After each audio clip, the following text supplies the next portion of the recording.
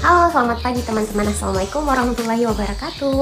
Welcome back to my channel again. Jadi udah lama banget aku nggak posting di YouTube aku, dan mungkin karena aku kebanyakan bikin konten di TikTok kali ya. Dan itu pun kontennya bukan maksudnya itu kontennya sekedar hobi aku aja, bukan bukan jurusan aku gitu loh, bukan anak DKV, tapi aku orang yang hobi ngegambar. Padahal aku sendiri kuliah jurusan farmasi terus lanjutin pendidikan apoteker. Tapi kali ini aku bakalan tapi ini udah terekam kok ya. Dan kali ini aku bakalan bikin konten terkait pembahasan soal-soal UKI, karena aku rasa manusia itu harus menjadi karena manusia itu harus menjadi orang yang bermanfaat bagi orang lain, seperti kata hadis ya, khairun nas anfa'uhum linnas, ya kan. Dan mumpung ini bulan Ramadan, dan apalagi sebentar teman-teman sejawat teman-teman yang lagi berjuang untuk UKAI, sebentar lagi bakalan menghadapi UKAI dan bakalan jadi teman sejawat kita. Dan beberapa bulan lagi kan, jadi tanpa membuang-buang waktu langsung aja kita mulai pembahasan soalnya. Dan untuk kali ini kita akan bahas terkait contoh soal sistem kardiovaskular dulu kali ya. Dan sebenarnya ini udah pernah aku posting di TikTok, tapi aku rasa waktu ngeposting itu kan kena limit batasan waktunya cuma 1 menit kan ya, dan aku rasa terlalu singkat, jadi aku mau posting gitu aja. Oke, check it out. Oke teman-teman, di sini ada contoh soal. Ada pria 68 tahun menderita sakit hipertensi dengan riwayat asma dan diabetes mellitus. Obat anti hipertensi apa yang tepat?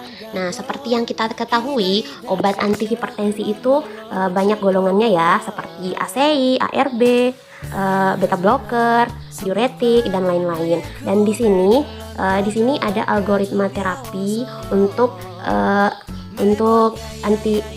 hipertensi. Nah, seperti pada soalnya, dia hipertensi dengan riwayat asma dan DM. Berdasarkan algoritma terapi, jika dia DM, maka perselain yang diberikan adalah ACI atau ARB. Dan kebanyakan juga misalnya dia juga gagal jantung, CAD, TKD, itu semuanya rata-rata hampir first line-nya itu adalah obat ACI ataupun golongan ARB, seperti pada tabel tersebut. Nah, berdasarkan opsinya, ini kan opsinya di sini, amlodipin itu dia golongan obat CCB, kalsium kanal blocker. Atenolol dia golongan beta blocker. Valsartan dia golongan ARB, dan propanolol di sini dia golongan beta blocker juga. Nah, harusnya kan kalau misalnya di sini ada opsi E, misalnya opsi E itu misalnya captopril atau enalapril, berarti kita pilih opsi yang itu. Tapi karena di opsinya itu nggak ada golongan ACI, berarti kita ambil yang golongan ARB, dan golongan yang termasuk golongan ARB di sini adalah valsartan. Jadi jawabannya adalah C. Jadi sebelum menjawab soal-soal ini, kita emang udah harus tahu nih golongan untuk obat hipertensi itu golongannya ada apa aja. Terus masing-masing golongannya itu kita udah harus tahu. Misalnya dia diuretik ada thiazid, diuretik, ada diuretik hemakalium, terus ada juga yang inhibitor sistem renin-angiotensin kan. Nah pokoknya seperti itu. Oke. Di sini ada contoh soal lagi.